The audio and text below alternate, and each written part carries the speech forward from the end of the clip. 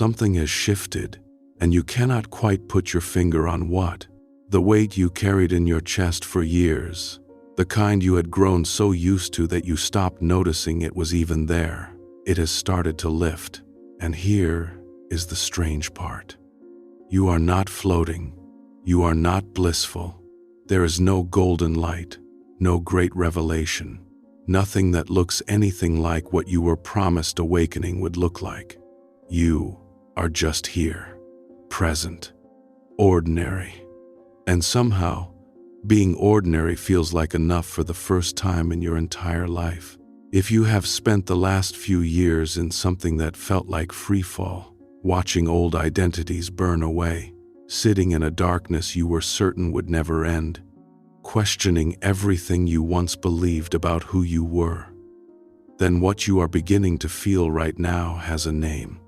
Carl Jung borrowed it from the medieval alchemists, and he considered it the rarest thing a human being can reach. He called it Rubedo, the reddening, the final stage. And almost no one talks about what it actually feels like to arrive here, because so few people ever make it this far. Now, I want to say something honestly before we go any further, because this topic attracts a great deal of nonsense. Rubedo is not enlightenment. It will not make you special. It will not lift you above your life, or exempt you from suffering, or turn you into someone who glows in a room. In fact, if you are hoping for any of that, this video may disappoint you, and I think that disappointment is the most useful thing I can offer you tonight. Because the truth of Rubedo is stranger and quieter and far more beautiful than the version the spiritual marketplace has been selling you. And the strangest part of all, the part that nobody warns you about, is that when you finally arrive, you will look completely ordinary from the outside. You may not even notice it has happened. Let me describe the state a little more precisely first, because if you are in it, you may have been trying to explain this to people and failing. It is not happiness, exactly. If someone asked whether you were happy, you would hesitate, because the word feels too bright and too shallow for whatever this is. It is closer to a sense that things have stopped needing to be different. You still have problems. You still have days you would not choose. But the low background argument with your own life, the one that ran for so many years underneath everything you did, seems to have ended without anyone announcing it. And there is a specific loneliness in that, because when you try to describe it, people either congratulate you as though you have achieved something, or they worry that you sound flat. Neither of those is right. And you find you would rather stop trying to explain than be misunderstood in either direction. So tonight I want to give you 10 signs that you have entered this final stage. Not so you can collect another identity, another badge, another thing to be proud of, but so you can recognize where you actually are on the journey and stop mistaking arrival for failure. Because that is the cruel irony of Rubedo. It so often feels like nothing at all. Many people reach it and conclude they have lost something, that the fire has gone out, that they are somehow flatter than they used to be. And they turn around and go looking for another crisis, another teacher, another dramatic transformation, never realizing they were already standing in the place they had been walking toward the whole time. Stay with me all the way to the end. The 10th sign is the one that ties every other one together, and it is the one you are most likely to be living right now without having any idea what it means. But before the 10 signs, you need the map. Because Rubedo only makes sense as a destination if you can see the road that leads there. And that road, as Jung discovered, was drawn hundreds of years ago by people the world dismissed as fools. Carl Jung was fascinated by alchemy, and this puzzled almost everyone around him. Here was one of the most serious minds of the 20th century, a physician, a scientist, a man who had helped build the entire field of depth psychology, and he was spending his evenings poring over crumbling medieval manuscripts written by men who supposedly believed they could turn lead into gold. His colleagues thought he had lost the thread, Some thought he had gone mystical in his old age, that the rigor had left him. But Jung was not reading those texts for chemistry. He was reading them for what lay underneath, and what he found there changed the way he understood the human soul for the rest of his life. What he realized was this: those alchemists, hunched over their fires in the dark, were not really describing metal at all. They were describing themselves. Unknowingly, working in an age that had no language for the unconscious, they had projected their own inner transformation onto the substances in their vessels. And in doing so, they had drawn, centuries before psychology existed, a remarkably accurate map of what happens to a human being who genuinely changes. The stages they described, each with its own color, its own character, its own particular agony, were not chemical at all. They were psychological. And Jung recognized them immediately, because he was watching the very same stages unfold in his patients and in himself. There were 3 of them, and you have almost certainly lived at least one. The first stage is Nigredo, the blackening. This is the part that feels like dying, because psychologically, something is dying. Your old identity, the story you told yourself about who you are and what your life is for. The comfortable illusions that held everything together. Nigredo is what happens when that story collapses and there is nothing standing ready to replace it. It is depression that does not respond to gratitude lists or positive thinking. It is the dark night of the soul that gets referenced constantly and described honestly, almost never. It is the period when everything you built your sense of self upon, the relationships, the beliefs, the roles, the achievements, quietly begins to reveal itself as borrowed, or incomplete, or simply not yours. And here is what makes Nigredo so cruel. Almost nobody in it knows what is happening to them. They think something has gone wrong. They think they are broken. They sit across from a friend or a therapist and say, "I feel like I am falling apart," and they are. The falling apart is real. What they do not know is that the falling apart is the point. Jung understood that the old structure has to dissolve before anything genuine can grow. You cannot build a real life on a foundation of borrowed identity. The foundation has to crack first, and cracking feels exactly the way the word sounds. Have you been there? Most people watching this have. That is usually why they are watching. And I want to say something to anyone sitting in that stage right now, because you are almost certainly here too. There is a particular cruelty to Nigredo that the later stages do not have, and it is this. It offers you absolutely no evidence that it is going anywhere. Albedo has clarity you can feel. Rubedo has warmth you can feel. Nigredo gives you nothing to hold. You are asked to endure something that presents itself, convincingly, as pure loss, with no promise attached and no timeline, and no way to verify from the inside that anything is being built. That is why so many people turn back here. Not from weakness, from the entirely reasonable conclusion that this appears to be a whole rather than a passage. And it is also why the language of transformation can feel almost insulting when you are in the middle of it. Someone tells you this is your becoming, and what you want to say is, it does not feel like becoming, it feels like drowning, and you are not the one underwater. Jung never romanticized this. He had been through it himself, in his late 30s, after the break with Freud, and he was frank about how close it came to breaking him. He described being unable to read, unable to work properly, flooded with images he could not control, genuinely uncertain whether he was going mad. The man who would later write with such calm authority about the stages of transformation spent years inside the black stage with no guarantee whatsoever that there was another side to it. He only knew there was one afterward. Nobody knows during. The second stage is Albedo, the whitening. If Nigredo is the fire that burns the false self down, Albedo is what happens when you are standing in the ashes afterward, picking up each piece, holding it to the light, and asking a question that takes enormous courage. Is this actually mine? Did I choose this, or did I inherit it? Does this belong to who I really am, or to who I was performing? Albedo is quieter than Nigredo, less dramatic, and in some ways harder, because it requires a kind of honesty most people find close to unbearable. This is where the shadow work happens, where you have to look at the parts of yourself you rejected, denied, hid from view, the jealousy, the rage, the pettiness, the capacity for cruelty. And you have to do something more difficult than condemning them or excusing them. You have to admit they are yours. Jung was absolutely insistent about this. You do not reach wholeness by amputating the parts of yourself you find unacceptable.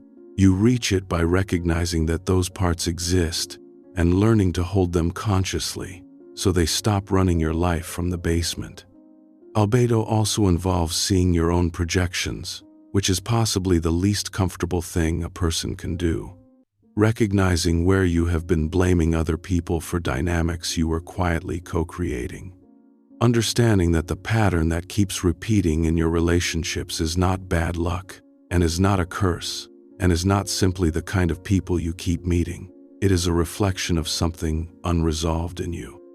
This stage can last years, sometimes a decade, and a great many people stop here permanently because Albedo gives you just enough clarity to function, enough self-awareness to feel like you have done the work, enough language to explain yourself. It is a genuinely peaceful plateau, and it is very tempting to build a house on it and call the journey finished.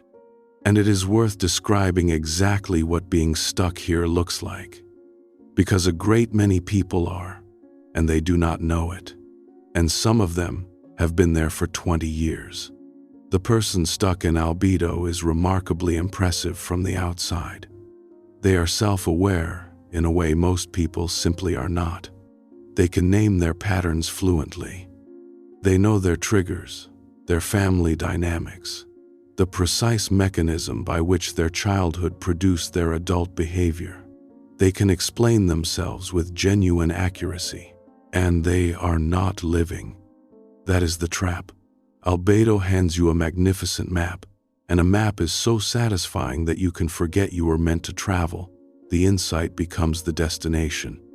You process, you understand, you uncover the next layer, and the years go by, and you are still the person who can explain in beautiful detail exactly why you have not yet started the thing you want to start.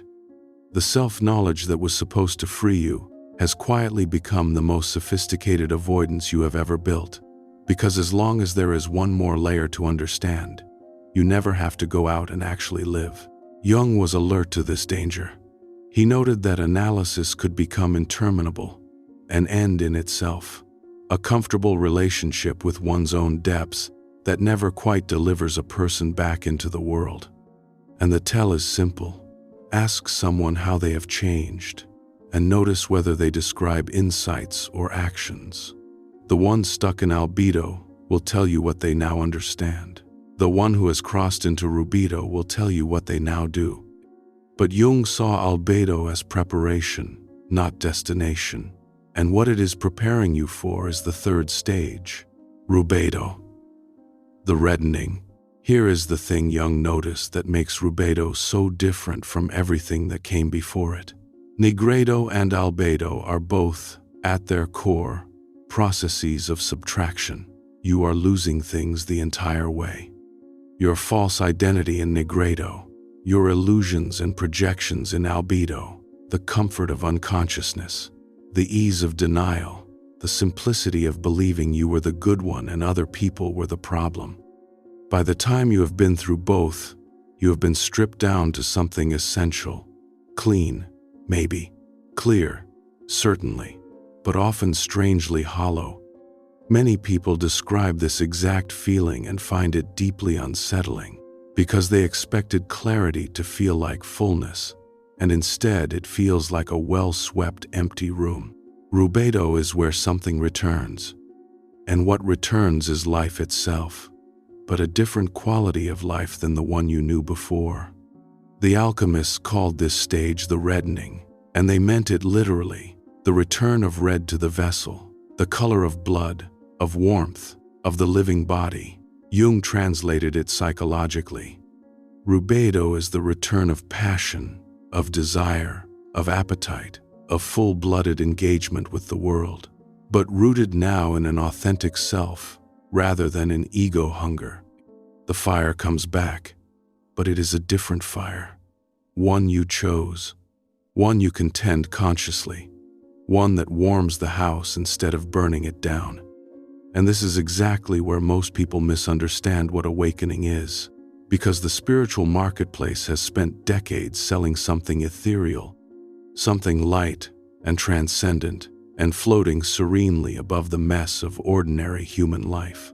Jung saw Rubedo as almost the exact opposite of that. Rubedo is the return to the body, to desire, to the full spectrum of being a human being.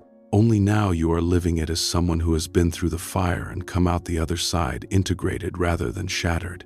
You are not floating above your life. You are finally, fully inside it, possibly for the first time. And I want to underline why this ordering matters so much, because it is the single most misunderstood thing about the whole process. You cannot skip to the reddening. Every year, enormous numbers of people try. They read about the destination and attempt to install it directly, bypassing the black and the white entirely. They learn the vocabulary of wholeness. They perform equanimity. They speak of having integrated their shadow when what they have actually done is read a description of a shadow. And it holds together beautifully right up until real pressure arrives, at which point the whole structure comes apart, because there was nothing underneath it. Jung was blunt about this. There is no coming to consciousness without pain, not because suffering is noble, and he had no interest in suffering for its own sake, but because the false self does not dissolve voluntarily. It has to be dissolved. And that dissolution is what Nigredo is, and it hurts exactly as much as it sounds like it hurts, and there is no route around it that has ever worked for anyone. Which means, if you are currently in the dark, that you are not behind the people who appear to have arrived, quite possibly the reverse. The person genuinely sitting in the black stage is doing the actual work, in the actual order, and the one performing serenity on the other side of a book is going to have to come back and do this eventually anyway. So those are the three stages: the blackening, the whitening, the reddening, collapse, sorting, return. And now the question that actually matters. How do you know whether you have arrived? How do you tell the difference between genuine Rubedo and simply feeling a bit better after a hard few years? Jung identified markers that appeared again and again in people who had genuinely completed the process. And they are worth going through slowly, because several of them are deeply counterintuitive, and almost every one of them contradicts what you have been told the final stage is supposed to look like. Here are 10 signs you have entered Rubedo. We will begin with the strangest one of all. The first sign is the one almost nobody expects, and when people hear it, they often feel a small drop of disappointment. You stop feeling special. Think about what the journey has been like up to now. All through Nigredo and Albedo, there is usually a quiet sense of being on a singular path. You are going through something the people around you do not understand. You are awake while others sleep. You are doing the deep work, reading the books, sitting with the hard material, while your colleagues talk about their weekends. And there is real truth in that feeling. The process is genuinely rare. It is genuinely isolating. But look closely at what that feeling also does. It builds an identity, a subtle, flattering identity, made of exactly the thing you are trying to dissolve. You become the one who is transforming. The seeker, the wounded healer, the person who sees what others miss.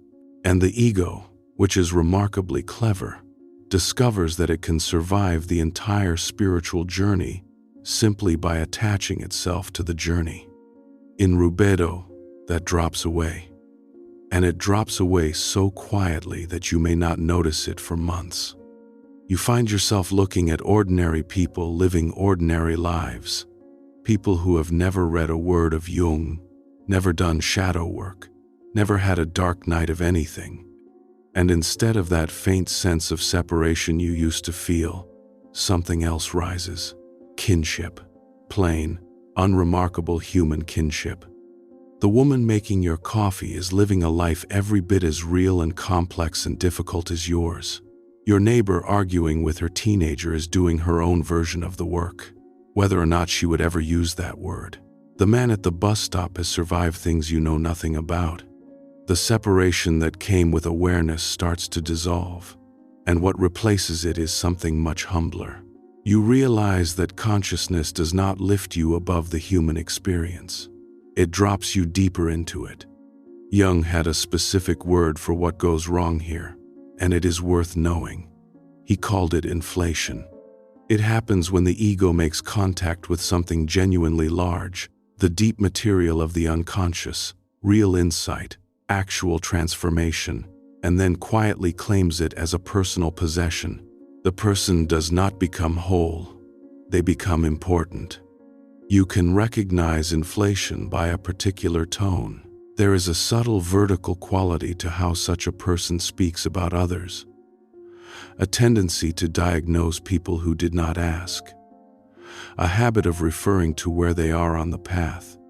And the tragedy is that they may have done genuine work. The material is real. The ego has simply taken ownership of it, the way someone might visit a cathedral and come away feeling they had built it. Deflation, the arrival at ordinariness, is the cure, and it does not feel like a triumph when it happens. It feels a bit like being demoted, and then, later, like being released. Jung found this to be one of the most reliable markers of all. People in genuine Rubedo stop talking about their spiritual journey. They stop describing themselves as awakened, or conscious, or evolved. In fact, they became slightly uncomfortable with that language, because they could hear the ego humming inside it. They no longer needed the identity of someone who had been through a transformation. They were simply living. I think of the last years of Jung's own life. He had, by then, done as much inner work as any human being in history. He had descended into his own unconscious so deeply during his midlife crisis that he genuinely feared for his sanity, and he had come out the other side with the material that would fill his books for the next 40 years. He was world famous. He could have played the sage in any room he entered. And yet what strikes you about descriptions of Jung in his 80s, at his stone tower at Bollingen, is how ordinary the days were. He chopped his own wood, he cooked his own food, and he was particular about it, and he grumbled when it went wrong. He carved stone, he talked with the local villagers. Visitors who expected an oracle often found a somewhat gruff old man who wanted to show them his boat. The man who had mapped the deepest territory of the psyche spent his final years doing the dishes and watching the light on the lake. That is the shape of it, not transcendence, kinship. And I should say what this actually feels like when it lands, because people brace for it as a loss, and it arrives as a relief. Being special is exhausting. It comes with an obligation, a standard, a small, constant performance.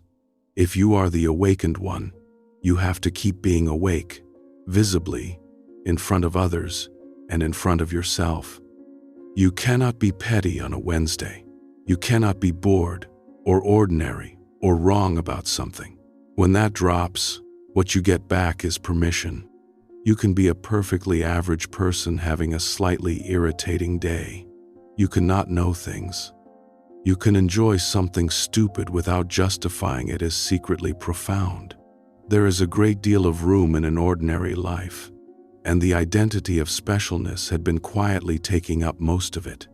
Let me put this in ordinary terms, because it can sound abstract until you see it in daily life. Picture a woman who spent 3 years in the deepest work of her life.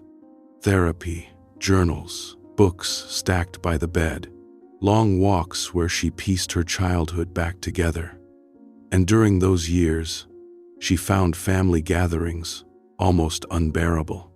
She would sit at the table listening to her relatives talk about the weather and the neighbors and a television program, and she would feel a quiet, aching distance.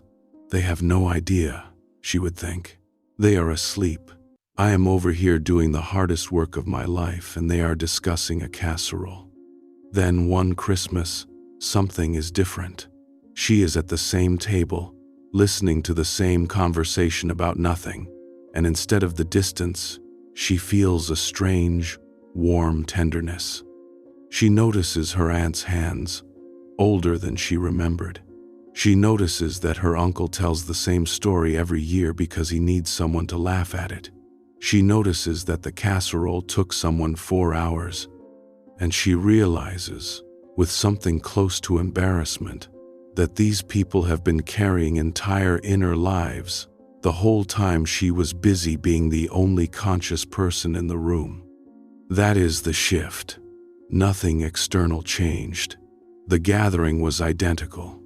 What dissolved was the private conviction that she was the interesting one. And it is worth being honest about why the ego is so attached to this particular identity, because the attachment is understandable. When your life falls apart, being on a journey is often the only thing that makes the pain bearable. It gives the suffering a shape and a direction. I am not simply drowning, I am transforming. That story is a genuine lifeline in Nigredo, and I would never take it from anyone who needs it. But like every lifeline, there comes a point where you are on the shore and still holding the rope. Rubedo is where you notice your hands are free. So here is your first checkpoint. If you have noticed lately that you have lost interest in describing your own journey, if talking about your awakening has started to feel faintly embarrassing, if you find yourself more interested in other people's ordinary lives than in your own extraordinary insights, that is not backsliding. That is not losing the thread. From Jung's perspective, that may be the first sign that the thing you were seeking has quietly begun. The second sign is that your emotions come back, all of them, but they move through you completely differently than they used to. Let me describe the sequence, because the contrast is what makes this recognizable. In Nigredo, emotion is chaos, grief that flattens you for a week, rage that arrives from nowhere, fear that has no object. You are not having emotions so much as being swept along by them. Then Albedo arrives, and something odd happens that very few people are warned about. You go flat. There is a peace to it, certainly, and after Nigredo, that peace feels like salvation. But underneath the peace is a kind of distance.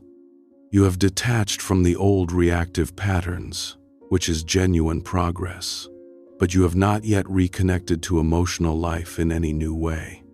People in Albedo often say they feel calm and also strangely far away from their own lives, like watching themselves through glass, like being a very well-informed observer of a life that used to be theirs. Rubedo breaks the glass. You feel things again, fully, physically, in the body. Joy that makes your chest ache. Grief that moves through you like weather and then moves on. Anger that rises clean, burns what it needs to burn, and leaves no residue behind. Desire that comes from genuine wanting rather than from desperate need. The whole emotional spectrum returns in color, but your relationship to it has fundamentally changed. You are no longer frightened of what you feel. You are no longer controlled by it. And, importantly, you are no longer trying to rise above it. Jung described this as the union of thinking and feeling, two functions that in most people are at war, one always suppressing the other. In Rubedo, they stop competing. You can feel something intensely and simultaneously understand what you are feeling and why, without the understanding dampening the feeling or the feeling drowning the understanding. The observer and the experiencer stop being two people. And there is a gift in this that other people feel long before you notice you are giving it. When you are no longer frightened of your own emotions, you stop being frightened of anyone else's. Think about how rare that is. Most of us, when someone begins to cry in front of us, feel an immediate pressure to do something, to fix it, to reassure, to change the subject, to make the feeling stop. And what that impulse actually is, underneath the kindness, is our own discomfort asking to be relieved. A person who has made peace with the full range of their own feeling does not need the other person to stop. They can sit in a room with somebody's grief and simply remain there, unhurried, offering nothing except the fact of their presence. That is a far rarer gift than advice, and people remember it for the rest of their lives. This is why people in this stage sometimes confuse those around them. They might cry at something beautiful and laugh at something dark within the same 10 minutes. They hold complexity easily. They do not need their emotional life to be tidy or consistent.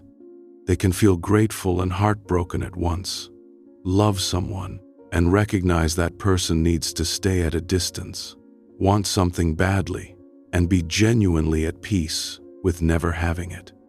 It is worth understanding why the flatness happens at all, because people in it are often frightened that they have broken something permanently.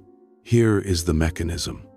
For most of your life, your emotions were fused with your reactions. Something happened, a feeling arrived, and a behavior followed automatically, all in one motion, with no gap anywhere. The work of Albedo is essentially the work of inserting a gap. You learn to notice the feeling without immediately acting on it, but inserting that gap requires enormous conscious effort at first, and while you are learning it, the effort suppresses the feeling itself. You are so busy not reacting that you end up not feeling either. That is the flatness. It is not damage. It is the awkward middle phase of a skill, in the same way someone learning to drive is so occupied with the pedals that they cannot enjoy the scenery. And what happens in Rubedo is that the gap becomes automatic. You no longer have to hold it open by force. And the moment the effort drops away, the feeling floods back into the space, because there was never anything wrong with your capacity to feel. There was only a temporary tax being paid while you learned. There is a wonderful example of this in someone most people would never associate with depth psychology. Think of the great cellist Pablo Casals, who continued practicing several hours a day into his 90s. When someone asked him why a man of his age and stature still practiced so relentlessly, he is said to have replied that he thought he was making progress. There is something in that answer that belongs entirely to this stage. Not the driven perfectionism of a young musician trying to prove himself, and not the resignation of an old man going through the motions, but a living, undramatic love of the thing itself, still burning at 90, with nothing left to prove to anybody. The fire had not gone out. It had simply stopped needing an audience.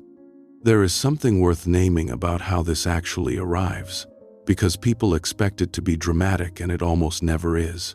It does not come as a breakthrough sob in a therapist's office. It comes sideways, in a supermarket, when a song plays overhead that you have not heard since you were 19, and suddenly your eyes are stinging in the cereal aisle, and you cannot explain it to yourself. It comes when a stranger holds a door and something in your chest goes soft and you think, "What on earth was that?"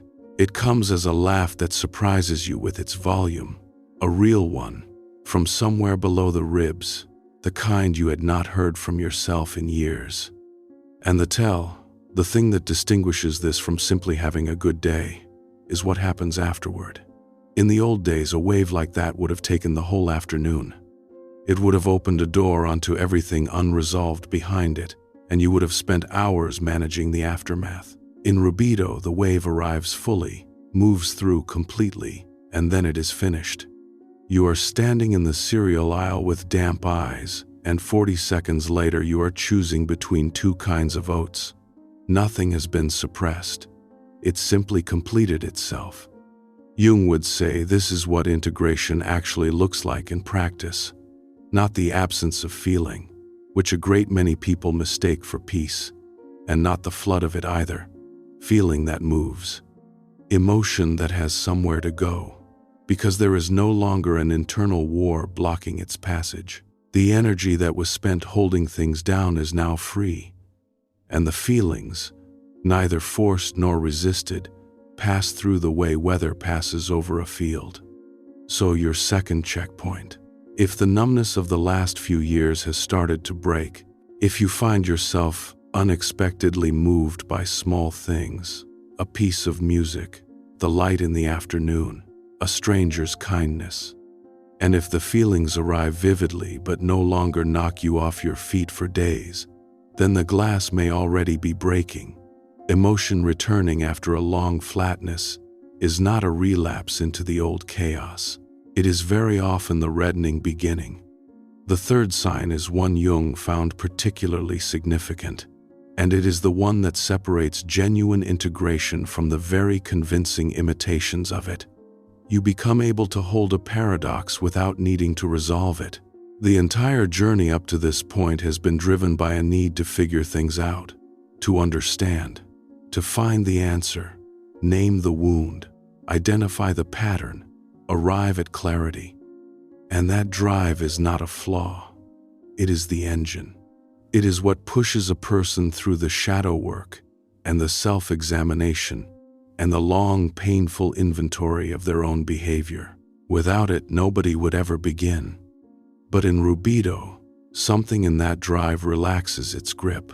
You start to notice that certain things are not actually problems to be solved. That life contains real paradoxes which cannot be collapsed into a single clean answer, and that the demand for a clean answer was itself a form of anxiety. You can love your parents for who they genuinely were, and acknowledge the damage they genuinely did in the same breath, without either statement canceling the other. You can miss the person you were before all of this happened while knowing with total certainty that you would never go back. You can hold a deep faith in something larger than yourself while accepting that you have no proof and never will. You can be grateful for a hardship that you would not wish on anyone and would not choose again. And the deepest paradox this eventually allows is the one about yourself. For most of the journey, there is an unspoken assumption that somewhere underneath all the layers there is a single true self. And the job is to dig down and find it, and finally know what you are.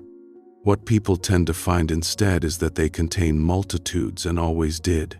You are generous, and you are selfish. You are brave in some rooms and cowardly in others. You are the person who did that kind thing, and also the person who did that cruel thing you still think about at 3 in the morning. And the demand to resolve all of that into one coherent character was itself the problem. Wholeness, in Jung's sense, was never about becoming consistent. It was about becoming large enough to hold your own contradictions without needing to expel any of them. The integrated person is not simpler than they were. They are considerably more complicated, and entirely at ease with it. Jung had a name for the capacity underneath this. He called it the transcendent function, the psyche's ability to hold two opposing truths in tension and let something entirely new emerge from that tension, rather than forcing one side to win and the other to disappear. In Rubedo, this stops being a technique you attempt and becomes simply how your mind works. You stop needing everything to fit inside one framework. You can say, "I do not know," and feel completely solid saying it. You can hold two contradictory readings of the same event and feel enriched by the complexity instead of threatened by it. People who have not been through this often find it genuinely disorienting to be around. They want you to pick a side. Were your parents good or bad? Was the marriage healthy or toxic? Are you doing well Or are you struggling, and you find yourself answering, quite simply, both, and meaning it? Not as evasion, not as diplomacy, but as the most accurate description available. And notice how much energy this releases, because that is the practical payoff. Think of how much of your life has been spent trying to settle questions that were never going to settle. The mental relitigating of an old argument. The endless internal court case about whether you were right or they were. The years spent trying to arrive at a final position on a person you loved and who also hurt you. All of that is work. It consumes real energy, quietly, every day, in the background.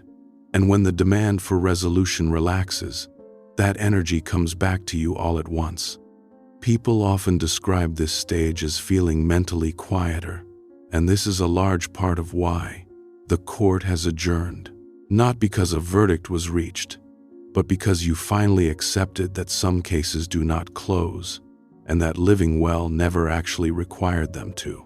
There is a moment in Viktor Frankl's account of the camps that lives in this territory. Frankl, a psychiatrist who survived Auschwitz and lost almost his entire family there, wrote afterward about the possibility of finding meaning even inside unimaginable suffering. What is remarkable is that he never once suggested the suffering was good, or necessary, or secretly a gift. He held both truths at full strength. The horror was real and unjustifiable, and meaning was still possible within it. A lesser mind would have collapsed that into one side or the other, into bitterness or into false comfort. Frankl held the tension, and out of that tension came a body of work that has since helped millions of people survive their own darkness. And you can watch this play out in the most ordinary family situations. Consider the questions so many people carry about a difficult parent. In Nigredo, the answer is usually rage. They hurt me, and naming that clearly is often the first honest thing a person has ever done about it, and it is necessary. In Albedo, the answer becomes analysis. They hurt me because of what happened to them, and here is the pattern, and here is how it shaped me, and I understand the whole mechanism now. But there is a stage past understanding, and it does not sound like either of those. It sounds like this. My mother did real damage to me, and she loved me as well as she was able, and both of those are completely true, and I no longer need to decide which one is the headline. Notice what that costs. It costs you the satisfaction of a verdict. There is no villain to point at and no absolution to grant, and a part of the mind hates that, because a verdict, even a painful one, is tidy. Holding both is untidy forever. And the surprising thing that people report is that the untidy version is the one that finally lets them rest. The verdict never brought peace, because some part of them always knew it was a simplification. The paradox brings peace precisely because it is the truth. So, the third checkpoint.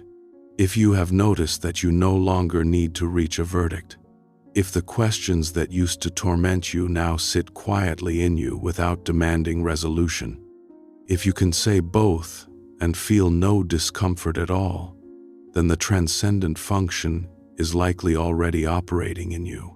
And that is one of the surest signs Jung ever identified that the war inside has genuinely ended. The fourth sign is a change in your relationship with solitude, and it is subtle enough that most people miss it entirely. Look at how solitude has functioned at each stage. In Nigredo, solitude is forced on you. Your world has collapsed. The people you used to belong among no longer make sense to you, and you find yourself alone not by choice but by circumstance. It is a lonely, frightening isolation, and it has a desperate quality. In Albedo, solitude becomes deliberate. You choose it. You need space to sort through the wreckage, to think without interference, to rebuild without someone leaning over your shoulder. It is purposeful. You are alone in order to accomplish something, and there is a slight tension in it, because part of you is waiting for the day the work will be finished, and you can rejoin the world. In Rubedo, solitude simply becomes part of the texture of your life. You are not retreating from anything. You are not protecting yourself. You are not waiting for it to end. You are just someone who requires a substantial amount of time alone, and you have stopped apologizing for it and stopped treating it as a phase you will eventually outgrow. The alone time is not heavy anymore. It has a quality of spaciousness to it, of quiet aliveness. You might spend an entire afternoon doing very little and get up feeling deeply nourished. But here is the crucial marker, and it is what distinguishes this from simple withdrawal. You are equally capable of genuine, warm, full engagement with other people whenever you choose it. People in Rubedo are not hiding from connection. They are selective about it. They can walk into a room and be entirely present, interested, alive, funny, generous, and then leave and be perfectly content alone again. The old exhausting oscillation between isolation and enmeshment has resolved into something more like a dial they can set, according to what is actually true in the moment. There is also a practical reason this matters. Beyond comfort, almost nothing of any depth gets made in a life with no solitude in it. The book, the difficult decision, the honest look at where your life is going, the repaired relationship that required you to think clearly first, all of it needs a certain amount of uninterrupted interior room. We live in the first period of human history in which it is genuinely possible to never be alone with your own mind, not for a single hour. And the cost of that is not obvious because it shows up as an absence. Nothing goes wrong. You simply never arrive at the thoughts that only come on the far side of an hour of quiet. So the solitude of this stage is not withdrawal from life. It is very often where the next real thing in a person's life is quietly assembled, some months before anyone, including them, can see it. Jung noticed that his patients at this stage described their social lives as smaller but immeasurably richer. Fewer relationships, each one carrying a depth and honesty that had not been possible before. The old habit of collecting people who needed them, or filling the calendar to avoid an empty evening with themselves, had simply fallen away. What remained had been chosen. What remained was real. There is a physical quality to this shift that people notice before they can explain it. Think about what being alone used to feel like in your body. There was often a low restlessness to it, a background hum of waiting. You would be alone in the house and some part of you was listening for the phone, or reaching for something, or slightly braced, as though the evening were a gap to be got through rather than a thing in itself. That hum goes quiet, and what replaces it is difficult to describe without sounding sentimental, but it is something like the feeling of a room being the right temperature. You are alone on a Sunday afternoon, and there is nowhere else you are supposed to be, and nothing is missing. You might do very little.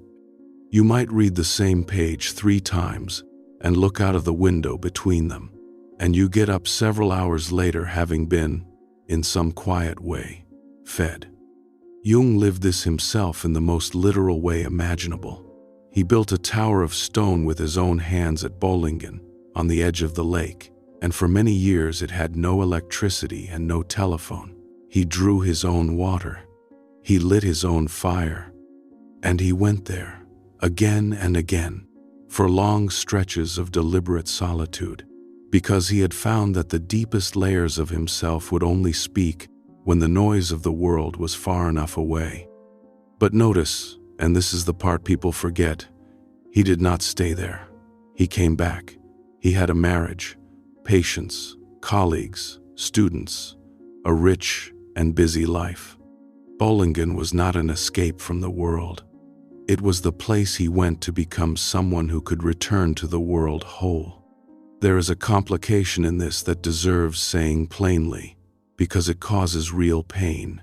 The people around you often cannot tell the difference between this kind of solitude and depression. They watch you turn down invitations. They notice you are not calling as often.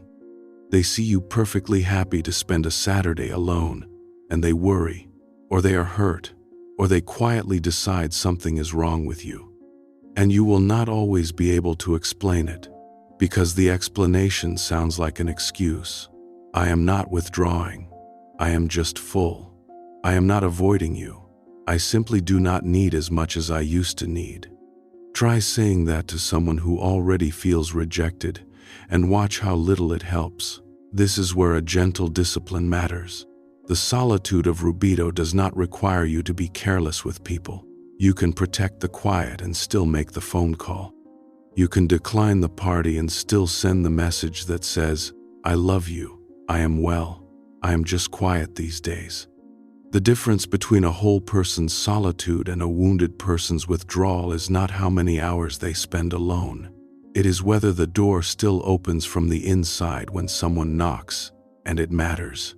And if you want the honest test, here it is. Does your solitude make you warmer toward people when you do see them? Or colder? Rubedo solitude fills the well, and people can feel the difference when you arrive. Withdrawal empties it. The same behavior from the outside, entirely opposite in substance. So, the fourth checkpoint. If you have noticed that your circle has grown smaller, if being alone has stopped feeling like something is missing and started feeling like something is present, and if you can still turn toward people with real warmth when you choose to, then your solitude has likely changed character. That change is one of the quietest and most reliable signs of the final stage. The fifth sign is one that is often visible to everyone around you long before you notice it yourself. You stop trying to change people. Completely. Not out of resignation, not out of giving up on them, and not out of some cold detachment, but out of something much closer to respect for where each person actually is in their own process. If you have spent much of your life in the helper role, and many people drawn to this material have, this shift feels almost tectonic when it comes. You know the pattern. You see someone's wound before they do. You intuit exactly what they need. You find yourself offering the insight, recommending the book, steering the conversation gently toward the thing you can see so clearly and they apparently cannot. You have done it for years, out of love and out of something else too. In Rubedo, the compulsion is simply not there anymore. You can sit across from someone who is making a choice you can see will cause them real pain and feel something you would never have expected to feel: peace. Not indifference, not coldness, but a settled quiet. Because you have learned, through your own long process, that growth cannot be handed to anyone. That people change only when the internal pressure to change exceeds the comfort of staying the same. And that all the clarity in the world, offered at the wrong moment, is just noise entering a house that has no door for it. The place this shows up most painfully, and most often, is with our own grown children. A parent watches an adult son or daughter making a choice they can see with absolute clarity will cost them years. And the parent knows things. They have lived longer. They have made this exact mistake themselves. They could hand over the entire answer in a single conversation. And they say nothing. Not because they have stopped caring, and not because they have given up, but because they have finally understood something that took them decades to learn. Advice given to someone who has not asked for it is not received as love. It is received as a verdict on their competence. And it very often produces the opposite of what it intends, because a person defending their choice will commit to it harder than they otherwise would have. So the parent stays close instead, makes it clear the door is open, says, I am here, without adding, and here is what you should do. And when the difficult thing eventually happens, as it may, they are the person their child can actually come to, precisely because they were never made to feel judged in advance. That is what this sign looks like in practice. Not detachment, not silence out of resentment. A deliberate, loving restraint that keeps the relationship intact for the moment it is genuinely needed. Jung connected this directly to the ending of the inner war. The earlier stages are characterized by internal warfare, the ego fighting the shadow, the conscious self wrestling with the unconscious, the old identity resisting its own dissolution. And here is what he observed. When the war inside you ends, you stop unconsciously waging war on other people's unconsciousness. You stop needing them to see what you see. You stop carrying the weight of everyone else's growth on your back. You simply let people be. And here is the paradox that Jung found genuinely striking. This is precisely when your presence becomes most transformative to the people around you. He documented that individuals in genuine Rubedo had an almost gravitational effect on others, but the effect came entirely from their being, not their doing. They were not trying to fix anyone. They were not dispensing wisdom that nobody asked for. They were simply existing as someone whole, and that wholeness, just by proximity, seemed to give other people permission to begin their own process, or not, and either was genuinely fine with them. That last part is what makes it real. The person who has truly stopped trying to change you is equally at peace whether you change or not. But I want to be honest about the cost of this one, because it is rarely mentioned, and it can be genuinely painful. If helping people has been your identity, letting go of it involves real grief. For years, being the one who understood, the one who could see it, the one people came to at midnight, was not just something you did, it was how you knew you had worth. And now the compulsion is gone, and underneath the peace there is a strange, hollow question. If I am not the person who fixes everyone, what am I to them? What am I for? That question deserves a real answer, not a dismissal. And the answer Jung's work points to is this: you were never actually helping when you were compelled. Compulsive helping is not generosity, however much it looks like it from the outside. It is a transaction in which you take something you need, a sense of purpose, of value, of being the strong one, and pay for it with advice nobody asked for. And the person receiving it can feel that, somewhere underneath, even if neither of you could name it. What you become instead is something rarer and much more useful. Someone who can be present with another person's pain without needing to end it. Someone who can sit with a friend in a hard moment and offer nothing but full attention, no solutions, no reading recommendations, no gentle steering, just company. Ask anyone who has been through something terrible which they remember more: the person who gave them excellent advice, or the person who simply stayed. They will not hesitate. So the fifth checkpoint.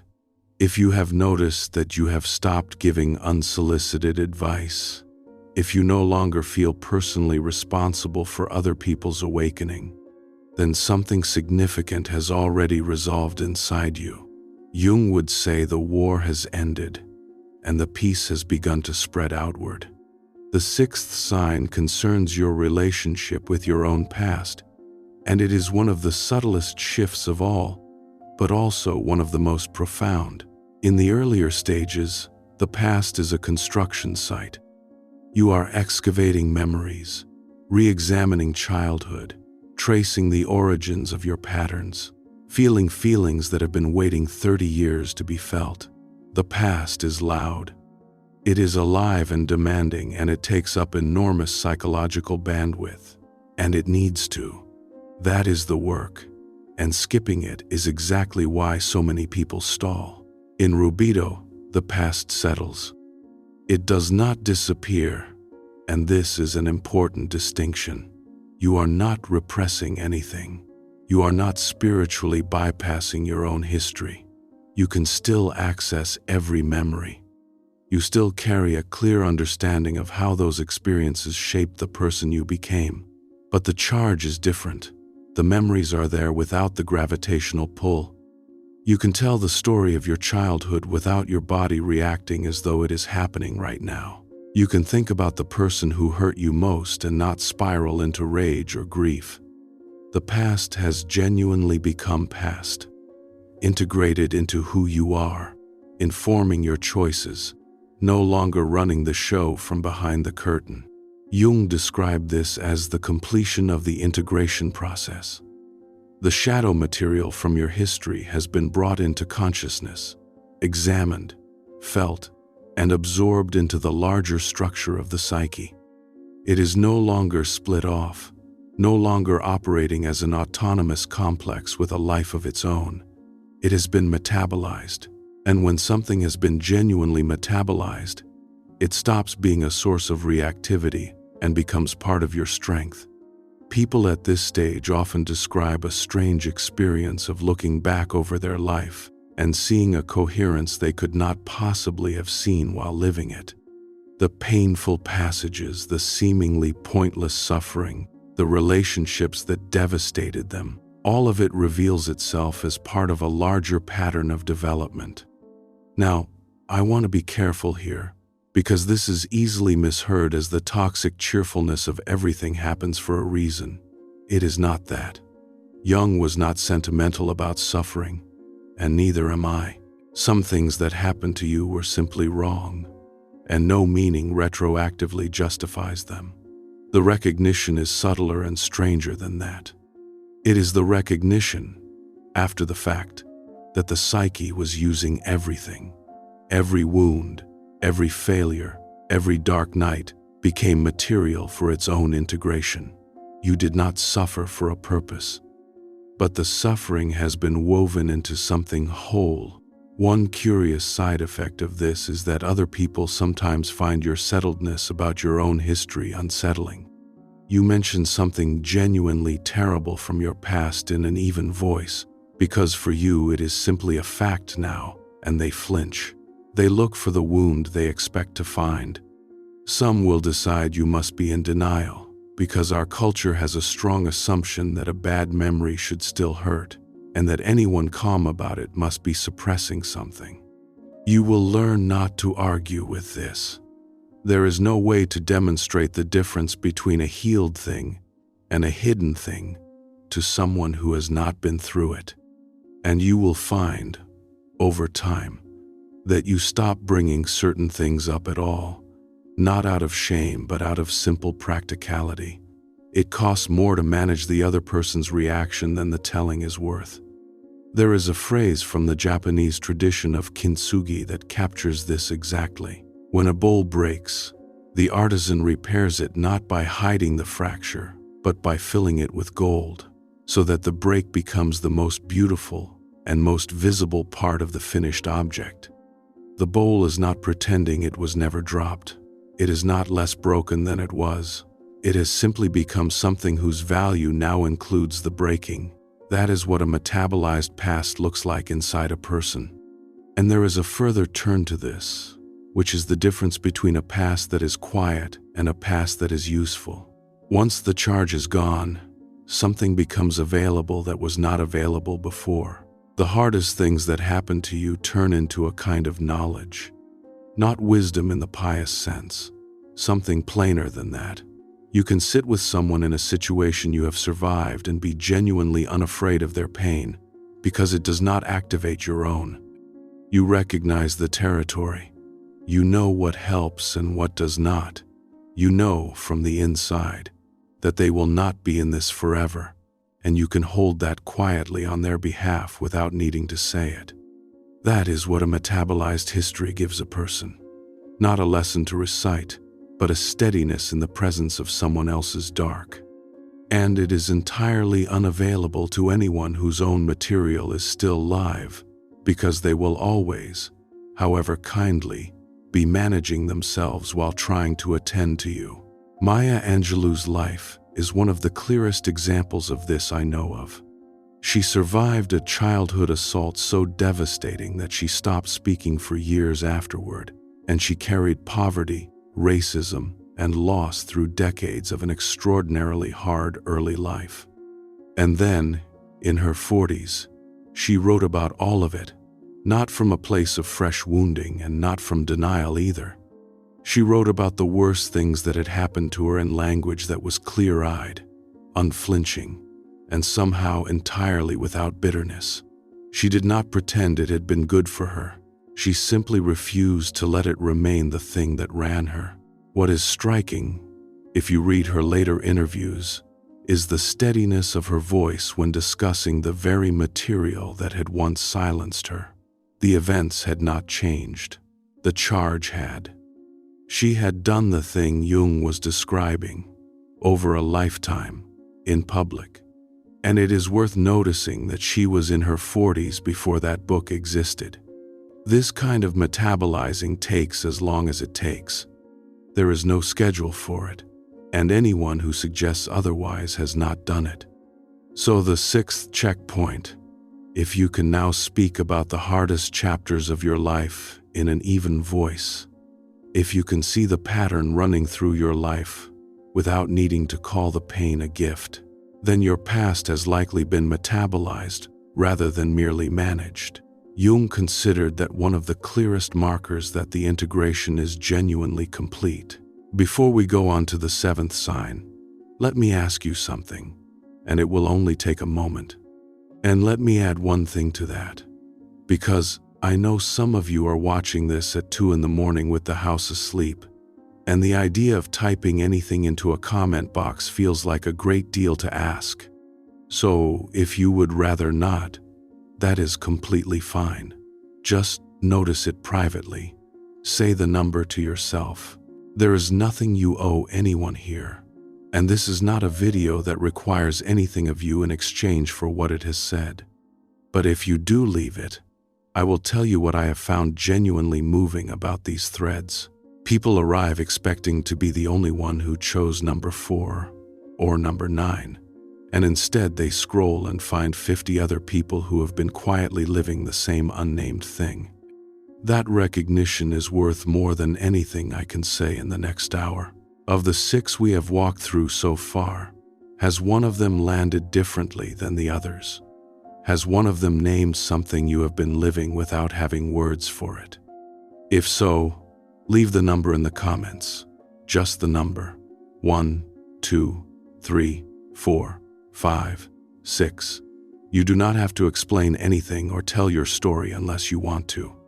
But there is something clarifying about naming where you actually are, and there is something quietly reassuring, I think, in seeing how many other people are standing at the same place.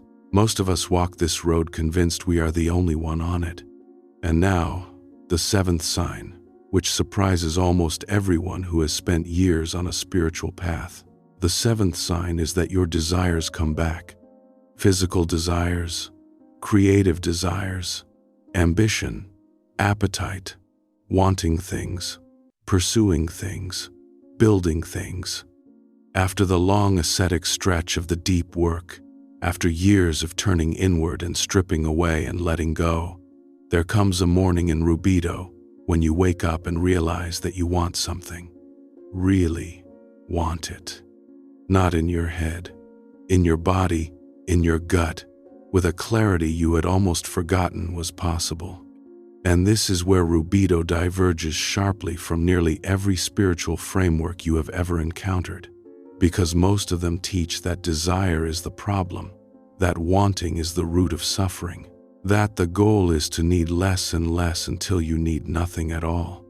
Jung saw the return of desire as one of the most important markers of successful individuation, and the reason is precise. The desires that return at this stage are fundamentally different in origin from the desires that drove you before the process began. Before, desire was compensatory. You wanted things because something inside was missing. You pursued achievement because you did not feel inherently valuable. You sought relationships because you could not tolerate being alone with yourself. You accumulated because emptiness was unbearable. The wanting was a patch over a hole. The desires of Rubedo come from a completely different place. They come from fullness rather than from lack. You want to create because something in you is overflowing and needs somewhere to go. You want connection because you genuinely enjoy people, not because you need them to regulate your emotional weather. You want to build something because you have finally discovered what you actually care about, as opposed to what you were told to care about or what would earn you approval.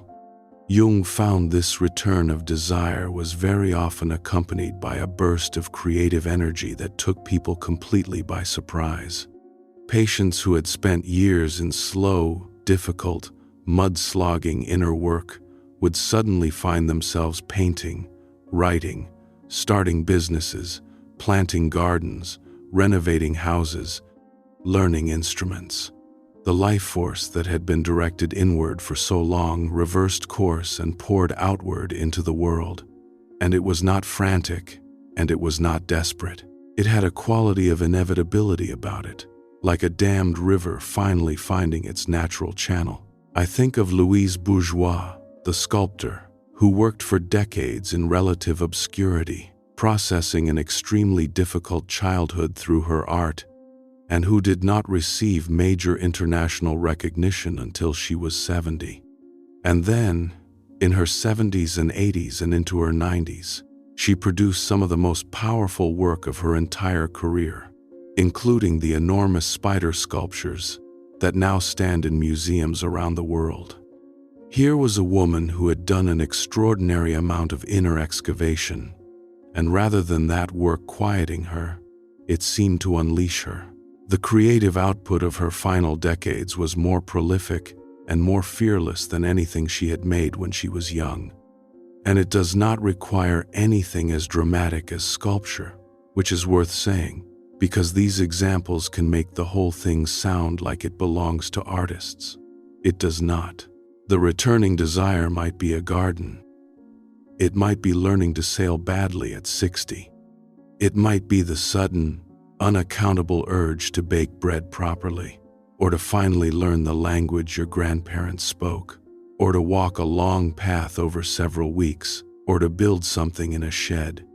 What matters is not the size of the thing. What matters is where it comes from. There is a particular quality to these returning desires that people recognize once it is pointed out. They do not arrive with a plan or an argument. They arrive as a pull. And when you follow them, even a little, there is a feeling of correctness, of a channel opening, that is quite different from the satisfaction of achieving a goal you set for strategic reasons. Jung would say the self is speaking, and this is one of the few ways it can. Not through logic, because the self is not logical, but through what draws you. So when something quietly and repeatedly draws you, over months, and there is no obvious reason for it, and no prize at the end of it, pay close attention. That is very often the deepest part of a person pointing at what it still needs in order to be complete. That is the shape of Rubedo desire, not the frantic wanting of someone trying to fill a hole. The steady, unmistakable output of someone whose hole has been filled and who now has something to give. How do you tell the two kinds of wanting apart in yourself? Because from the inside they can feel similar. And this is exactly where people get confused and either chase something empty or, worse, talk themselves out of something real. Here is the most useful test I know of. Ask what happens to the wanting if nobody ever finds out. Compensatory desire needs a witness. It wants the achievement to be seen, the work to be admired, the transformation to be noticed. Strip away the audience, and much of the fuel goes with it. Genuine desire does not care. You would still write the thing if it were never published. You would still learn the instrument if you only ever played it alone in the house. You would still plant the garden if nobody walked past the gate. There is a second test, quieter than the first. Compensatory desire has an urgency to it, a sense that you must get there or something bad happens, that your worth depends on the outcome. Genuine desire is patient. It is perfectly willing to take 10 years. It does not threaten you with failure because your identity is not riding on it. It just keeps quietly returning, week after week, asking for attention. And notice the strangeness of what has happened here. The The spiritual path told you to release desire, and you did, sincerely, for years. And what you found on the other side of releasing it was not the end of wanting, it was the return of wanting in its clean form. You did not have to kill the appetite, you had to let it be washed. So, the seventh checkpoint. If you have recently found yourself wanting things again after a long, flat stretch, and if the wanting feels calm rather than desperate, then the fire has come back. And its coming back is not a regression from your spiritual progress. In Jung's map, it is the proof of it. The eighth sign involves other people's projections and how they land on you now. Before Rubedo, other people's perceptions have weight. If someone misreads your intentions, it stings.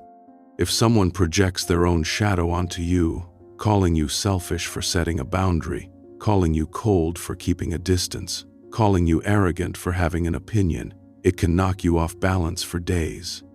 Even in Albedo, when you have the intellectual understanding that this is a projection and it belongs to them, you still feel it. You know exactly what is happening, and it lands anyway. In Rubedo, projections start sliding off you with an ease that is almost disorienting at first. Someone mischaracterizes you and you notice something surprising. You feel very little, perhaps a mild curiosity about what is going on in them that made this the story they needed to tell. But the hook that used to catch in your chest and drag you into defending yourself, explaining yourself, adjusting yourself so the misperception would go away, that hook finds nothing to catch on. Jung connected this to the stabilization of what he called the ego-self axis. In Rubedo, the ego has fully accepted its actual relationship to the larger self. It knows its place, which is necessary and functional but not central. And because the ego is no longer inflated and no longer fragile, it does not require a constant supply of external validation to hold itself together. You know who you are. You know where you have been. You know what you carry. And another person's inability to see any of that clearly does not alter a single fact of it. There is a story about Jung himself that fits here. When his book on flying saucers was published late in his life, the press badly misrepresented what he had written, reporting that Jung believed in visitors from other worlds, when his actual argument was psychological, about what such visions revealed regarding the anxieties of the modern age. He was widely mocked for a position that was not his. He corrected the record where he could, and then let it go, and went on with his work. A younger, more fragile Jung, the one who had suffered so intensely over the break with Freud decades earlier, could not have absorbed that so easily. The older one had grown a self that public misreading could not reach. There is a practical consequence here that changes relationships considerably, and it is worth naming. A great many arguments are not actually about their apparent subject. They are two people defending their self-images at each other, and they can only continue as long as both parties keep supplying the fuel. When projections stop catching on you, an enormous number of arguments simply fail to start. Someone says the provocative thing, and instead of the automatic counter, there is a pause, and then a question, or a shrug, or an honest, "That might be true, let me think about it." And the whole familiar machinery has nothing to grip.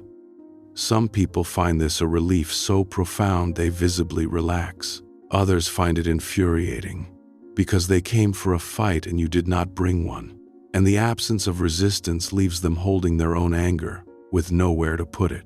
This is why Jung's observation about the mirror is so precise. You are not doing anything to them.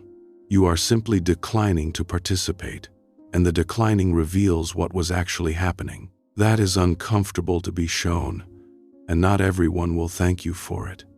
This makes you remarkably easy to be around for people who are secure, and remarkably unsettling for people who are not. Because when someone projects onto you and gets no reaction at all, no defensiveness, no explanation, no emotional charge, It quietly mirrors back to them the fact that they were projecting, and that mirror, held steadily and without any aggression, is one of the most confronting things a human being can encounter. I want to draw a careful line here, because this sign has a counterfeit that looks almost identical from the outside, and mistaking one for the other can do real damage. The counterfeit is numbness. A person who has been hurt enough times can build a shell where criticism simply does not land, and from a distance that looks exactly like equanimity. But the two are opposite in structure. Numbness cannot receive anything. The shell that keeps out the unfair criticism also keeps out the fair correction, the honest feedback from someone who loves you, the information you actually needed. Nothing gets in, and the person slowly stops growing while feeling very serene about it. The real version is porous. In Rubedo, you can still hear a criticism that is accurate, and it lands, and it stings appropriately, and you change something. What has gone is not your capacity to be affected. What has gone is the automatic panic that used to fire regardless of whether the criticism was true. So the honest question to ask yourself is not, does criticism still hurt? It is, can I still tell the difference between criticism that is about me and criticism that is about them? The numb person cannot, because they have stopped sorting. The integrated person sorts almost instantly and responds to one and lets the other pass by like weather. So the 8th checkpoint. If criticism has recently stopped ruining your week, if you have noticed you no longer rush to correct the record about who you are, then the axis has likely stabilized. Jung considered that one of the surest signs that the ego has finally taken its rightful, smaller place. The 9th sign is a changed relationship with death, and I want to move gently here, because this one touches something tender in most of us. Jung found this to be one of the most consistent markers in people who had genuinely completed the process. The existential anxiety that runs as a low hum beneath most human activity, the constant unconscious labor of not thinking about the fact that this all ends, it quiets down. Not into eagerness, certainly not into some morbid attraction, and not even quite into what most people mean by acceptance. It is closer to familiarity, because you have already been through a kind of death, several in fact. The death of your false self in Nigredo, the death of your illusions in Albedo, the death of your need to be special, to be right, to be in control. Each of those was a genuine ending, survived, and each of them prepared you, in a way nothing else could, for the reality of the final one. You are in no hurry. Life in Rubedo is vivid and rich and deeply worth staying for, but the terror has been replaced by something steadier, a recognition that endings are simply part of the structure of things, that yours will come, and that knowing this can coexist perfectly well with being fully, gladly alive. One more thing shifts here that is worth mentioning, because it surprises people. Your relationship with the dead changes too. Earlier in life, thinking about people we have lost tends to be dominated by the loss itself, by the absence, by everything that will not now happen. Later, and particularly at this stage, something else becomes possible. They start to feel less like absences and more like presences. You catch yourself doing something exactly the way your father did it, and feel a flicker of amusement rather than grief. You hear your grandmother's phrasing come out of your own mouth. You notice how much of what you are was handed to you by people who are no longer here. Jung took this seriously, and wrote about our connection to those who came before us as something the modern world had carelessly discarded. Whatever one makes of that, the psychological effect is clear enough. A person who feels continuous with the people behind them tends to find their own ending far less frightening, because they can see themselves as part of a long line, rather than an isolated point that simply stops. Jung wrote about this extensively in his later years, and he was blunt about it. He believed the second half of life should involve a conscious relationship with death, and he considered Western culture's refusal to face mortality one of its deepest pathologies. He observed that the people who had achieved this integration could discuss death without flinching, without deflecting, and without the performed courage that is really just fear in a costume. They had metabolized the reality, and paradoxically, it had made them more alive, not less. And there is a companion change that arrives alongside this one, which is how you grieve. Losses do not hurt less in Rubedo. I want to be careful about that, because there is a version of this teaching that implies the integrated person floats serenely through bereavement, and that is not only false, it is cruel to anyone currently grieving. What changes is the shape of it.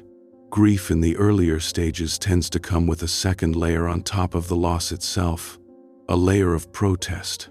This should not have happened. This is unbearable. This is wrong. And that protest, understandable as it is, doubles the weight, because you are carrying both the loss and your argument with reality about the loss. In Rubedo, the protest quiets. The grief remains, at full volume, exactly as heavy as the love that produced it, but there is no longer a war against the fact of it. And people describe this as grief that hurts terribly and yet somehow does not damage them, that moves through them like something enormous passing through a wide door, rather than being forced through a narrow one. I think of the way Jung faced his own final years. He continued working almost until the end. He completed his last major writing in his 80s. When his wife Emma died, he grieved deeply and openly, and he did not pretend that his philosophy exempted him from loss. And he spoke about his own approaching death not as a defeat but as a completion, something he was curious about rather than terrified of. That is not a man who transcended mortality. It is a man who made peace with it while remaining thoroughly, stubbornly interested in being alive. And here is the practical consequence, which is not at all what people expect. Facing mortality does not make a person gloomy. It makes them decisive. Watch what happens to someone who has genuinely absorbed the fact of their own ending. They stop attending things they do not want to attend. They stop maintaining relationships that consist entirely of obligation. They say the thing they have been meaning to say for 11 years, to the person they have been meaning to say it to, because the arithmetic has become obvious. They start giving things away. They become, quite noticeably, harder to waste. There is an old monastic tradition of keeping the reality of death close, not as a morbid practice but as a corrective lens, because almost nothing clarifies priorities faster. The trivia falls away on its own. You cannot be seriously frightened of an awkward conversation while holding the fact that your time is finite. The two thoughts cannot occupy the same room, so the low hum that quiets in Rubedo is not replaced by silence. It is replaced by a kind of urgency without panic. Jung saw this clearly, and it is why he insisted the second half of life required a conscious relationship with death, not so that you would prepare to leave, so that you would finally, properly, arrive. So the 9th checkpoint. If the fear that used to grip you in the small hours has softened, if that awareness makes the ordinary day feel more precious rather than more frightening, then something profound has settled in you. Jung would say you have completed a rehearsal that the rest of the world spends its whole life avoiding. And now the 10th sign, the one that gathers up all the others, and the hardest of them all to describe, because it is not a behavior at all. It is a quality. People in Rubedo have a particular kind of warmth. You have met someone like this, maybe only once or twice in your entire life. They walk into a room and something in the atmosphere changes, though nobody could tell you exactly what. They are completely present with you in conversation, and you feel it in your body, not just your mind. They laugh easily, and there is a texture to the laugh that makes you trust them before you understand why. They can sit in silence with you and it never becomes uncomfortable. They handle people and animals and objects with a quality of attention that suggests everything matters to them equally. This warmth is the reddening the alchemists described. It is the return of the fire, but not the chaotic, consuming fire of Nigredo. A sustained inner warmth that radiates outward without any effort at all. Jung understood exactly where it comes from. When you are no longer at war with parts of yourself, when you are no longer splitting your energy between performance and truth, when you are no longer spending half your strength defending against your own shadow, all of that energy becomes available, and it expresses itself as a kind of aliveness that other people can feel from across a room. This is fundamentally different from charisma, and the distinction matters enormously. Charisma, in Jung's understanding, is an ego function. It is the persona turned up to maximum appeal. Charismatic people draw you in through performance, and you can feel the pull of it, and there is always a faint transaction underneath. People in Rubedo draw you in through presence, which asks nothing of you at all. And I should be clear that this warmth is not the same thing as niceness, because they are frequently confused, and they are almost opposites in structure. Niceness is a management strategy. It smooths, it accommodates, it avoids friction, and underneath it there is very often a quiet anxiety about being liked. Nice people are exhausting to be around in a way that is difficult to articulate, because some part of you senses you are being handled. The warmth of Rubedo is entirely compatible with being direct. People at this stage will tell you the truth. They will disagree with you plainly. They will decline things without a paragraph of apology attached. What has gone is not their edge, it is their fear. And it turns out that most of what we call social friction was never about honesty at all. It was about the anxiety wrapped around the honesty.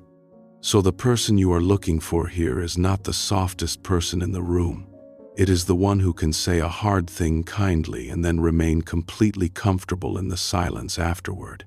You can tell the difference instantly in your body, even if you have never had the words for it. In the company of a charismatic person, you feel excited, entertained, and very often slightly inadequate afterward. In the company of someone in genuine Rubedo, you feel calmer, more real, more yourself. Their wholeness does not demand anything from you. It simply reminds your own psyche what wholeness feels like. And that is the 10th sign, and the reason it ties the others together.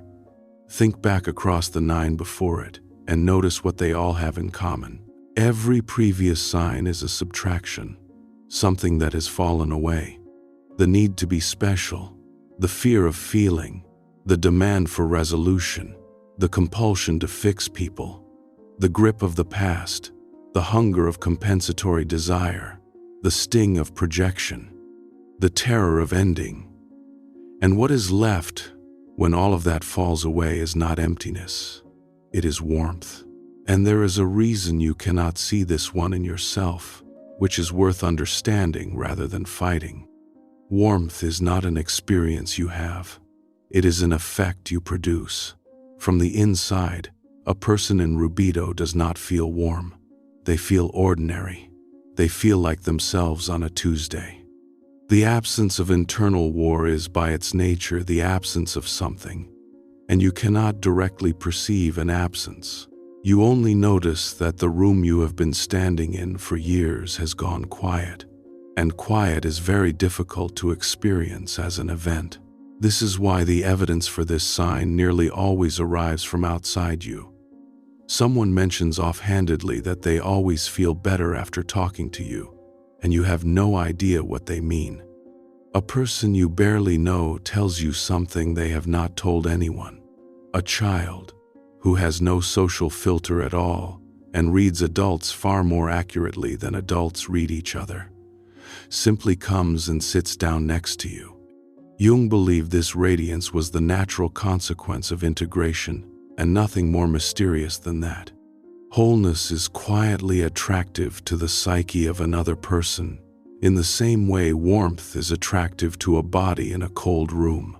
It requires no intention, and, importantly, it cannot be manufactured. Anyone who has tried to perform warmth has learned how quickly it curdles into the very thing people back away from. So the 10th checkpoint, and it is the hardest to assess in yourself, because this one is far more visible from the outside than the inside. Have people started telling you that you seem different? Calmer, or easier to be around, or somehow more solid? Have people begun confiding in you more than they used to, without you inviting it? Do you find that silence with others has stopped needing to be filled? If so, you may be radiating something you cannot see from where you stand. Now I want to change the tone for a while, because if I stopped here I would have told you only the beautiful half, and you would be right to distrust me for it. There are things about Rubedo that almost nobody says out loud. Let me say them. The first is this: Rubedo can be lonely. Not in the devastating way Nigredo is lonely, where you feel cut off from the world and abandoned by reality itself, and not in the purposeful way Albedo is lonely, where you are deliberately making space for the work. Rubedo's loneliness is quieter and more structural than either. You have arrived somewhere very few people have been, and the landscape is beautiful and sparsely populated. You look around for others who have been through it, and they are genuinely rare. You try to describe what you are experiencing and the language collapses in your hands. Or worse, what comes out sounds exactly like the spiritual cliches you now recognize, are usually spoken by people still in the early stages, borrowing the vocabulary of completion without having done any of the work. And there is a particular grief in this that catches people off guard. You have outgrown the communities that carried you through the earlier stages. Those groups were organized around the struggle, around processing and shared wounds and mutual validation of difficulty. And you are no longer struggling in that way. You do not need the constant processing anymore. You go back, and the conversations that once felt like lifelines now feel like a language you used to speak, and you feel guilty about that, because those people were there for you when nobody else was. Jung acknowledged this directly. He wrote about the fundamental solitude of the individuated person, and he did not soften it. Wholeness does not come with a social reward. There is no medal. There is no community of peers waiting to congratulate you on your integration. You get yourself completely. And, for a long stretch, that has to be enough. And there is something else that eases this, which is less obvious. You do not actually need the other person to have been through it. That is a mistake many people make at this stage. They go looking for peers, for someone who speaks the language, who has read the same books, who could follow them into the deep water. And when they cannot find that person, they conclude they are condemned to isolation. But the connection available in Rubedo does not depend on shared vocabulary. It depends on presence, and presence is available with almost anyone. You can have a genuinely nourishing hour with a neighbor who has never heard of Jung, precisely because you no longer need the conversation to be about your inner life. That need belonged to an earlier stage, when the inner life was the only thing happening. So the loneliness is real, and it is also partly self-imposed. A good deal of it dissolves the moment you stop requiring people to meet you at the level of your ideas and start meeting them at the level of their lives. But he also observed something hopeful, and I have seen it enough to believe it.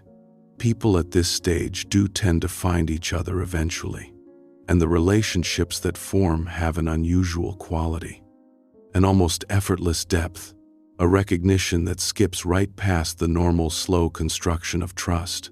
You do not have to explain your history. You do not have to prove your experience was real. You just feel the warmth of another fire burning at the same frequency, and the loneliness eases, not because it has been solved, because it has been shared. The second honest thing is that Rubedo is not a permanent state of bliss, and anyone who tells you otherwise is selling something. The spiritual marketplace adores final stages.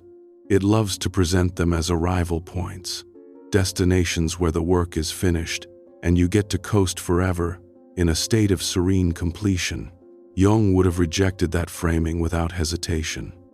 Rubedo is the most stable of the three stages, yes. The integration it represents is genuine and it lasts. But you are still a human being. You still have difficult days. You still encounter situations that activate old patterns. Patterns you have integrated but that have not been erased, because that is simply not how the psyche works. Integration means you catch the pattern quickly, hold it with awareness, and let it move through. It does not mean the pattern never appears again. What changes in Rubedo is your relationship to difficulty. A hard day in Rubedo is a fundamentally different thing from a hard day in Nigredo. In Nigredo, difficulty feels like confirmation that you are broken, that the world is hostile, that this is permanent. In Rubedo, difficulty is just difficulty. It arrives, you feel it completely, you respond as wisely as you can, and you return to baseline without the existential spiral. The ground beneath you has become solid enough that turbulence on the surface does not threaten to swallow you. And it is worth being concrete about what that actually looks like, because the difference is easy to state and hard to believe until you have lived it.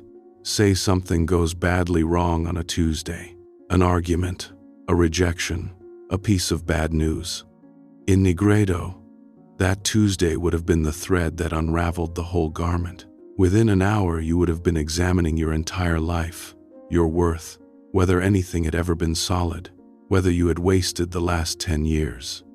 The specific bad thing would have become evidence for a general verdict about you. In Rubedo, the bad thing stays the size it actually is. It is a bad Tuesday. Nothing more than that. You feel it properly, which is not the same as minimizing it, and you are perhaps quiet that evening. And then Wednesday arrives and it is Wednesday. The event did not get to expand into a referendum on your existence, because there is no longer a fragile structure standing nearby that a single bad Tuesday could bring down. That is what people mean when they say the ground is solid, not that nothing shakes, that things stay their own size. The third honest thing is a warning Jung gave specifically to people who reach this stage, and it is uncomfortable. He warned about the temptation to become a teacher.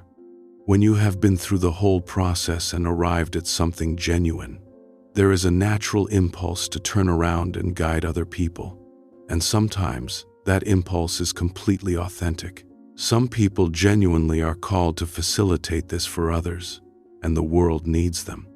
But Jung cautioned that the impulse to teach can also be the ego's final and most sophisticated move, a last attempt to reclaim specialness through the role of the wise guide.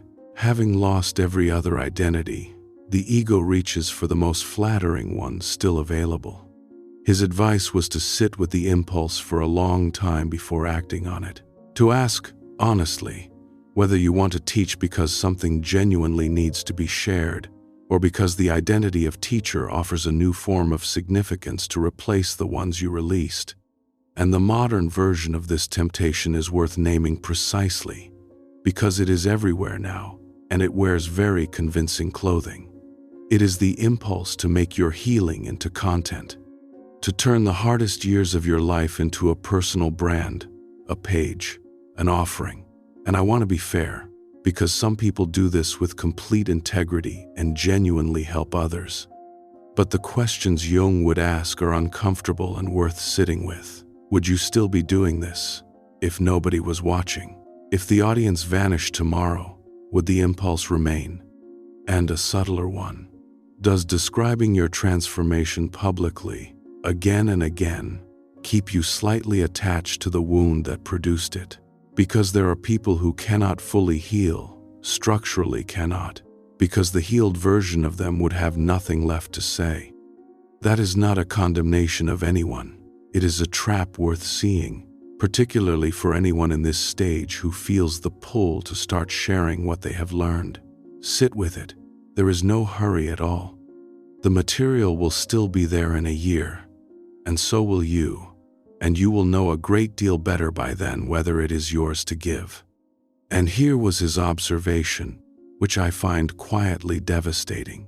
The people still in late Albedo, wearing Rubedo's clothing, tended to rush straight into the role.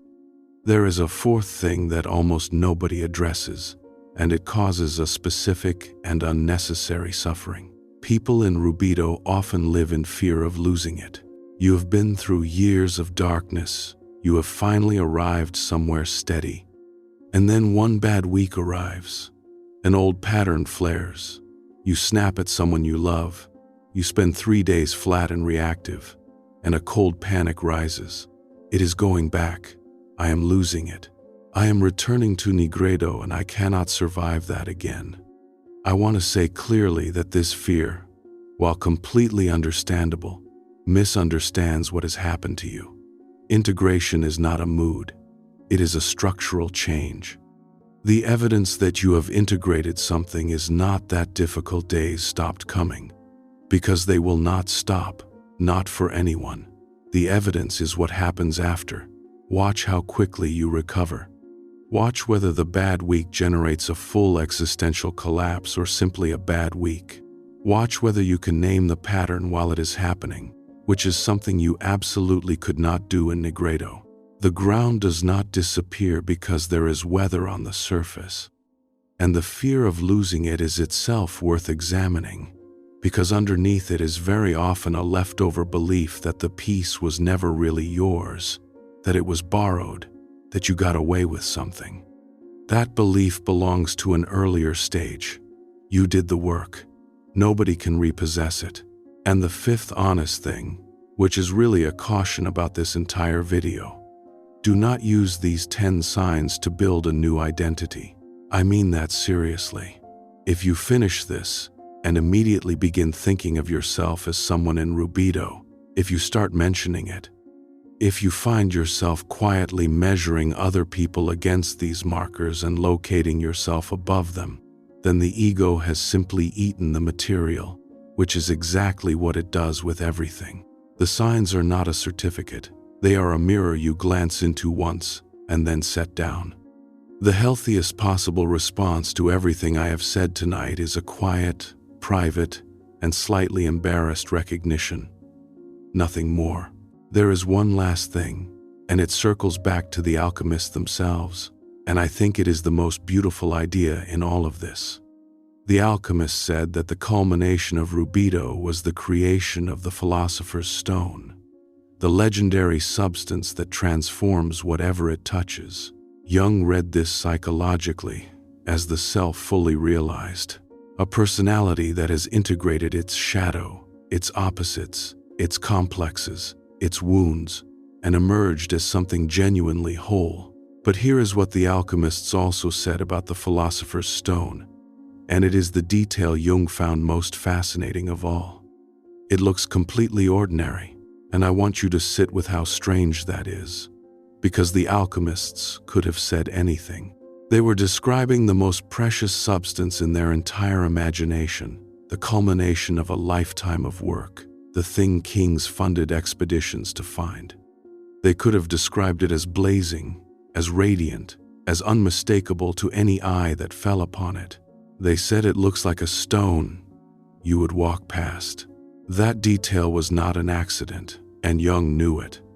Those men were describing, without any of our vocabulary, the psychological truth that the deepest achievement available to a human being produces no visible signature at all. It cannot be displayed. It cannot be verified from outside. It confers no status, wins no argument, and impresses nobody who is looking for something impressive.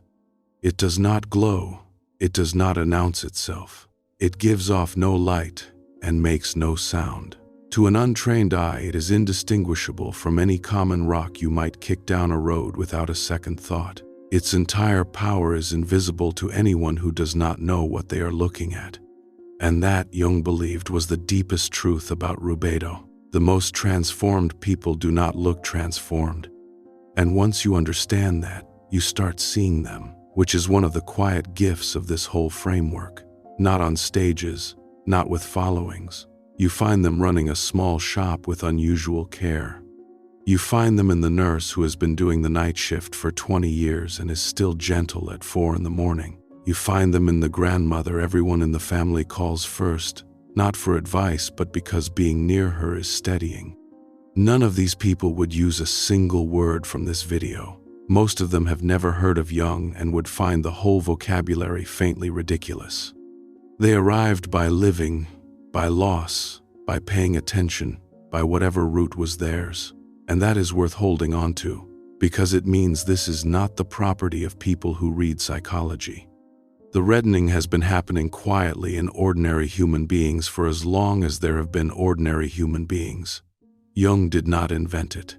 He simply noticed it and gave it a name and drew a map so that the rest of us might recognize the ground we were already standing on.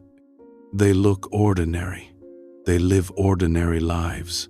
They go to the grocery store and cook dinner and lose their keys and get irritated in traffic and worry about their children. They do not levitate. They do not radiate visible light. They just carry a quiet, unshakable solidity that you can feel if you are paying attention, and miss entirely if you are looking for something more dramatic. That is the real sign. Underneath all 10 of the others, the drama is over. The performance of transformation is over. The need to be seen as someone who has done the work is over. What remains is a life lived from the inside out, in full color, with a steady fire burning in the center of the chest. The reddening, the return of blood and warmth and wanting and grieving and creating and loving and ending, all of it held, all of it welcome, all of it, at last, genuinely yours. Before we finish, I want to give you something practical, because 10 signs and a great deal of alchemy can leave a person with nowhere to put any of it. If you found yourself somewhere in the black stage tonight, your task is not to transform, it is to survive well. Keep the smallest structures going, eat something, go outside once, tell one person the truth about how you are. That is the entire assignment. And it is enough. And anyone who tells you that you should be extracting profound lessons from your suffering while you are still inside it has forgotten what it is like in there. If you recognized yourself in the white stage, in the endless understanding, your task is almost the opposite. Stop analyzing for a while and go and do one thing you have understood. Just one. The insight you have been circling for 2 years wants to become an action. Give it a body. And if you suspect you may be somewhere near the reddening, then here is your task, and it is stranger than the others. Go and enjoy something, genuinely. With no purpose attached, nothing to process afterward, no lesson to extract. Make the meal, walk the hill, listen to the record all the way through. The final stage does not ask you to do more work. It asks you to finally let the work be finished and to live the life it was always for. So let me leave you with this, and it is not really advice. If you recognized yourself in these signs tonight, I would gently suggest that you tell no one. Not because it is shameful, but because the moment you announce it, you begin performing it, and the performance is precisely the thing you spent all those years burning away. Let it stay quiet. Let it be the one thing in your life you do not need anybody else to confirm. And if you did not recognize yourself, if you listened to all 10 of these and found yourself thinking, none of this is me, I am still in the dark, I am still fighting, I am still tired, then I want to say something to you especially, because you are the person I have been thinking about the whole way through. There is no schedule for this. Nobody is behind. The dark you are sitting in is not evidence that you failed the process. It is the process. Every single person who ever reached the reddening spent a long time in the black first, convinced it would never lift, unable to imagine that anything was being built. Nigredo does not feel like transformation while you are inside it. It feels like ruin. That is the nature of it, and there is no version of this journey that skips it. And one more thing to whoever needed to hear this and did not get it tonight. If you are in the dark right now, you are not required to believe anything I have said. That is worth stating plainly, because there is a particular exhaustion in being told that your suffering has a purpose by someone who is not currently suffering. You do not have to take the map on faith. You do not have to feel hopeful. Being unable to imagine the reddening is not a failure of yours. It is simply what the black stage does to the imagination, and it has done it to every single person who ever came through. You only have to keep going without believing, which is harder and also entirely possible. Many people have done exactly that and arrived anyway. Faith was never the requirement. Continuing was. So wherever this found you tonight, at the beginning or the middle, or somewhere quietly near the end, let that be all right. The work is doing itself in you whether or not you can see it. In the same way a seed does not know it is becoming a tree. And the strangest, kindest thing about this final stage is that when it comes, it does not arrive as a revelation. It arrives as an ordinary afternoon that you happen to find you are enjoying. Go and have one. That is the whole of it. That was always the whole of it.